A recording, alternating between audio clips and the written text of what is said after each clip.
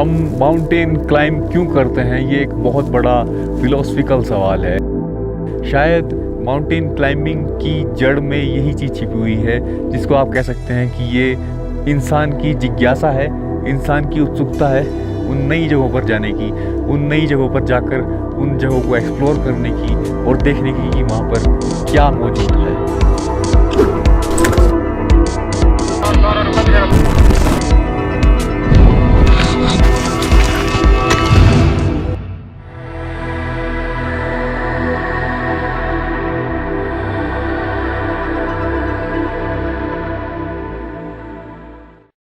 अपने comfort zone से बाहर निकलना और उसको छोड़ना कोई आसान काम नहीं होता। मुझे लगता है कि वो दुनिया का सबसे मुश्किल काम है। अगर आप एक जगह पे सेटल हैं, आप फैमिली के साथ में हैं, आप कभी नहीं चाहेंगे कि आप उन चीज़ों को छोड़ें, आप उन कंफर्ट्स को छोड़ें।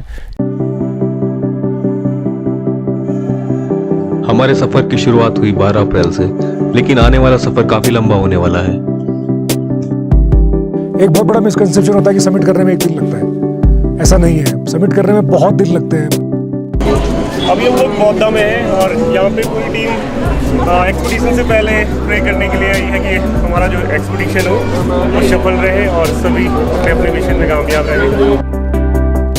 और एक चीज़ जो एवरेस्ट को बाकी दुनिया के तमाम माउंटेन से अलग करती है वो है इसकी वास्टनेस, और ये इतना बड़े पैमाने पर फैला हुआ है कि आपको बेस कैंप पहुँचने में भी लगभग 1 हफ्ता लग जाता है, जबकि आप डेली कंटिन्यूस ट्रैक करके बेस कैंप पहुंचते हैं। इसके बावजूद आपको वहां तक पहुंचने में लगभग 1 हफ्ता लग जाता है। हमारी टीम 5000 मीटर से ऊपर आ चुकी है सर। इस टाइम हम डेंगुचे में हैं। हम धीरे धीरे हाइट गेन कर रहे हैं और हमें हाइट महसूस भी हो रही है। एक्सपीडिशन टीम काठमांडू से तकरीबन 9 दिन ट्रैकिंग करने के बाद एवरेस्ट बेस कैंप पहुंचती है। अभी मैं एवरेस्ट बेस कैंप से बोल रहा हूँ, जिसका हाइट 5300 के आसपास है। हम यहाँ पे लगभग 9 दिन ट्रैक करने के बाद आज यहाँ पहुँचे हैं।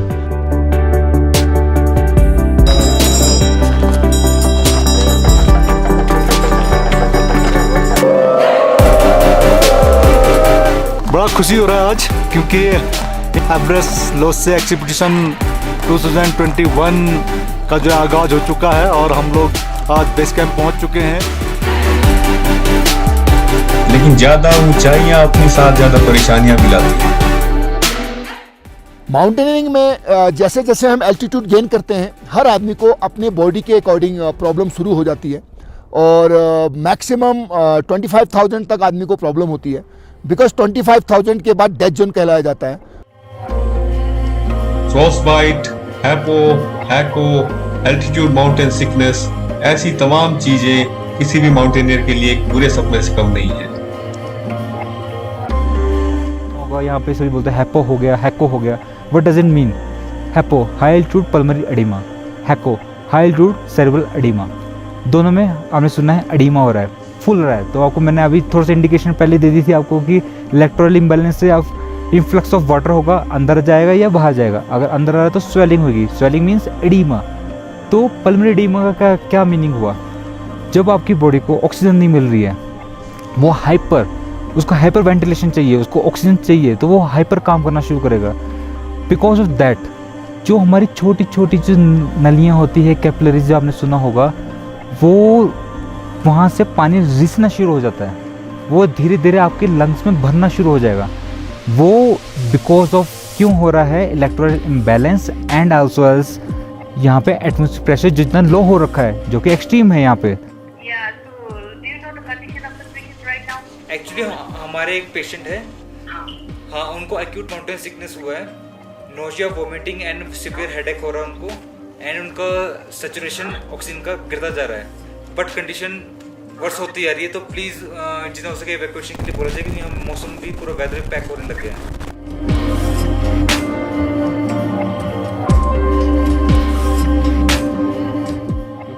इतनी एक्सट्रीम कंडीशन मौजूद हैं माउंटेन्स में, जहाँ पर आज भी आपको उसी की दया के ऊपर निर्भर रहना पड़ेगा। आपको माउंटेन्स की दया के ऊपर निर्भर रहना पड़ेगा, उसके मौसम, उसके मूड के ऊपर निर्भर रहना पड़ेगा, क्योंकि माउंटेन्स और नेचर आपको वो सब चैलेंजेस यहाँ पर दे रहा है जो आपको कहीं और देखने के लिए नहीं मिलेंगे। माउंटेनियरिंग आउटडोर एडवेंचर स्पोर्ट्स का एक पार्ट है और इसमें बिना रिस्क के हम कोई भी काम नहीं कर सकते। हमको रिस्क लेना पड़ता है, कैलकुलेटेड रिस्क लेना पड़ता है। एटलीस्ट हमको पता होना चाहिए कि हम ये काम कर रहे हैं, अगर इसमें हम फेलियर होते हैं तो मैक्सिमम हमारे को क्या नुकसान हो सकता है। तो माउंटेनियरिंग में कैलकुलेटेड रिस्क हमेशा लिया जाता है और अगर आप रिस्क नहीं लेंगे तो आप माउंटेनियरिंग नहीं कर सकते हैं।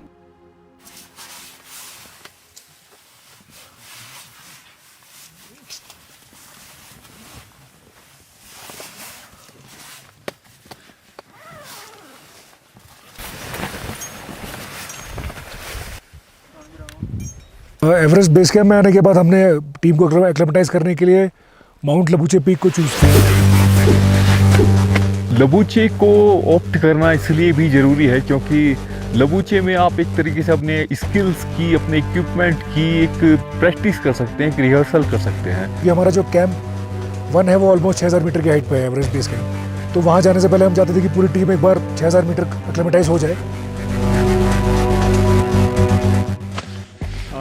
सुबह के लगभग 2 बजे के आसपास बज रहे हैं और आज 2 मई हम लोग 12 12:30 के आसपास हमने लबूचे समिट कैंप से स्टार्ट किया था और लगभग 2 घंटे के बाद हम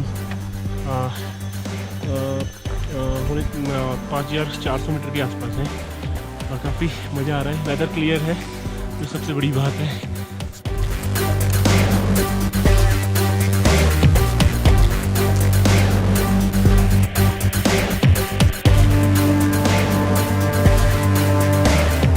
लबूचे के फेस पे जा रहे हैं और ताज़ा बर्फ़ पड़ने से काफ़ी डिफ़िकल्ट यहाँ पे हो रहा है क्योंकि ताज़ा बर्फ़ और के कारण जो है ये आइस में जो गड्ढे वो दिखाई नहीं दे रहे ढंग से और सारे नीचे को फिसल रहे हैं, इसलिए काफ़ी टाइम लग रहा है।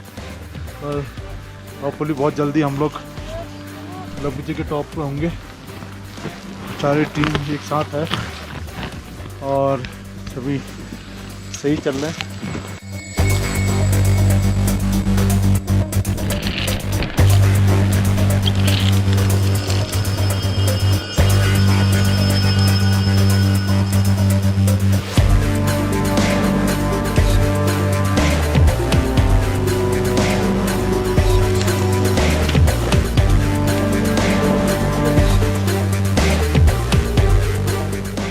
ये मैं बयान नहीं कर सकता हूँ।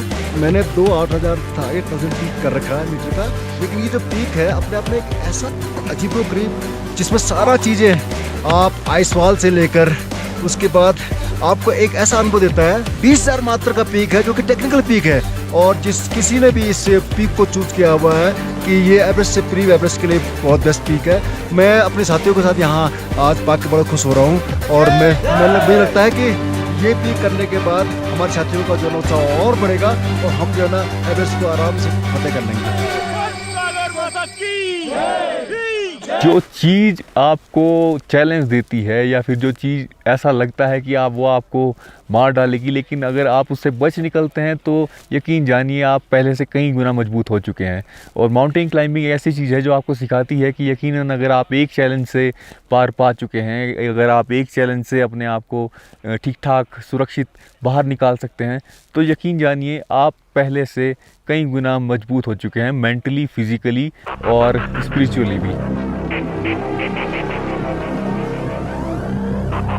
हमारी अगली चुनौती थी खुम्बू ग्लेशियर को क्रॉस करना। जो सबसे बड़ा ऑब्स्टिकल है एवरेस्ट एक्सपीडिशन का वो है खुम्बू आइसफॉल।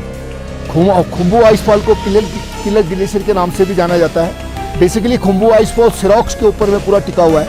इसमें सब नुकीले आइस पैचेज हैं जो कि कभी भी वाइब्रेशन के कारण या आपके ज़्यादा वेट के कारण या किसी अन्य कारणवश वो अपने आप अपनी जगह को छोड़ देते हैं। खुम्बू आइसफॉल में ज़रूरी नहीं कि आप जिस रूट से जा रहे हैं उसी रूट से आप वापस आए, आते समय वो रूट चेंज हो सकता है। खुम्बू आइसफॉल को एक सबसे टफेस्ट आइसफॉल में गिना जाता है। हम लोग एवरेस्ट के बेस में थे और जैसे ही हमें बताया गया कि कल हम रोटेशन के लिए कैंप 2 जाएंगे, तो जो दिमाग में जो पहली फ्रेम थी वो खुम्बू की थी, क्योंकि खुम्बू के बारे में बहुत कुछ सुना था।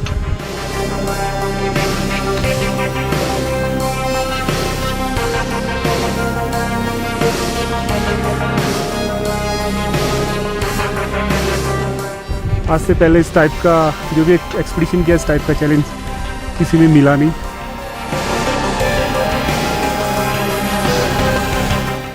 तो क्रैम्पन पॉइंट के बाद जैसे ही खुम्बू में पहला कदम रखा, वाकई जैसा सुना था खुम्बू के बारे में वैसे ही पाया, क्योंकि खुम्बू एक मूविंग ग्लेशियर है।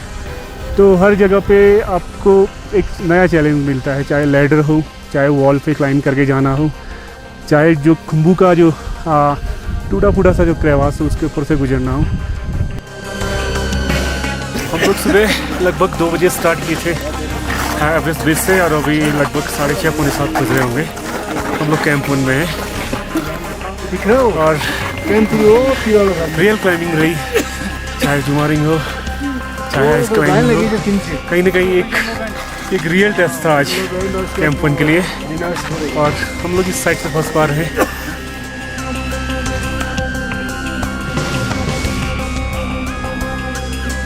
कैंप 1 और कैंप 2 के बीच में स्नोफील्ड है, जो कि क्रेवास प्रोन एरिया है।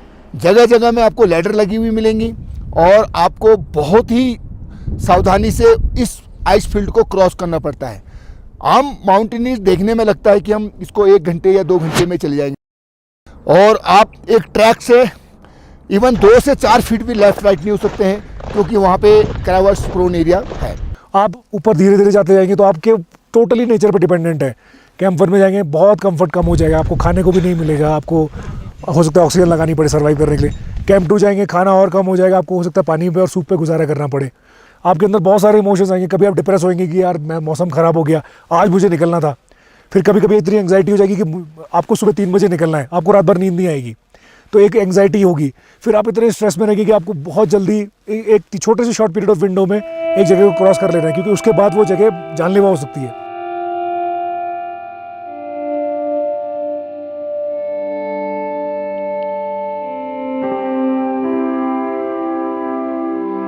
नेक्स्ट डे जो प्रोग्राम था कैंप 2 से कैंप 3 के लिए, इस दिन थोड़ा सा नया हमें ये था कि यहाँ कैंप 2 से इस बार ऑक्सीजन लगाने को मिला।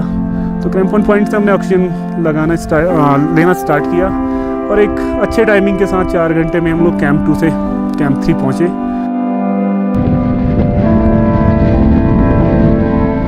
लेकिन सडनली क्या होता है कि मौसम एकदम, जो सुबह का एकदम क्लियर मौसम था, धीरे धीरे बादल उठने लगे और विंड स्पीड बढ़ने लगी।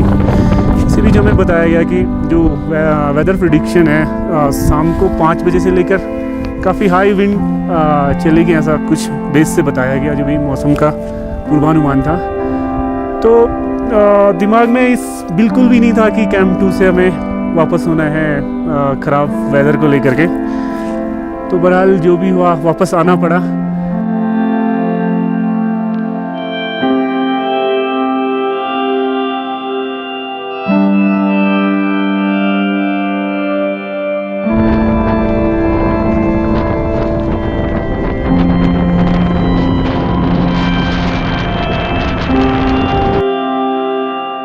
अच्छा नहीं लगा, लेकिन माउंटेन में मौसम के आगे अपनी जीत को चलाना थोड़ा सा ठीक नहीं है।